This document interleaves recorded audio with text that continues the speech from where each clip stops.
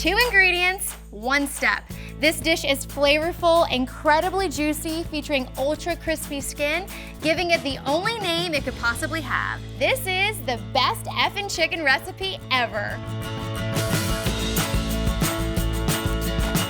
So this recipe comes to us from GFF magazine and James Beard Award winner and 2-star Michelin chef, Daniel Patterson. This recipe has taken the internet by storm, and we're here to put it to the test and see if it really is the best effin' chicken recipe. And it all starts with the chicken. So you want to find one that's 4.5 to 5 pounds, and we went ahead and deboned it. Actually, I didn't debone it. I had the butcher do it. Most butchers will actually debone the entire thing for you. You just have to ask nicely. So to get this guy ready, we're just going to marinate him in salt. So I'm just going to sprinkle the salt all over the chicken. It's not only going to flavor the chicken, but help it to retain its moisture. We're just going to put it in the refrigerator for 1 to 3 hours. Once that's done, we'll take him out and let him sit at room temperature for about 10 minutes until we're ready to cook. Now I'm just going to set the oven to broil, and then I'm just going to place the chicken in the oven about 3 inches from the top, skin side up.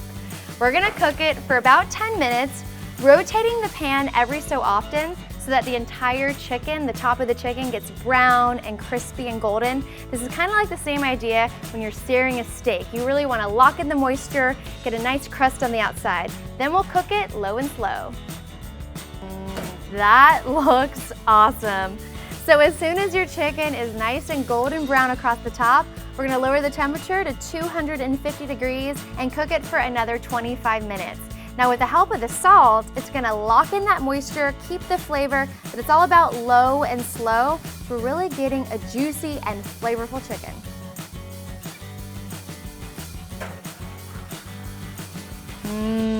It smells so good in here. Now I'm just going to let it rest for a while before I cut it into pieces.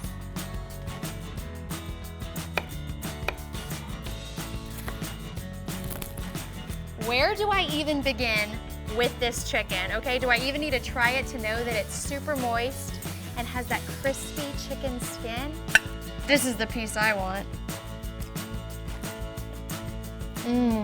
Wow, that chicken is so moist and tender and flavorful. Guys, I know you're gonna love this recipe. Now, is there a recipe that you keep seeing on Pinterest and on the internet you want us to try? Let us know in the comment box below. We'll be the guinea pigs. And I wanna see what you do with your chicken. Do you add it to something? Let us know and post your photos on Instagram, #GetTheDish with Brandi Milloy. I'll see you next time. Bye.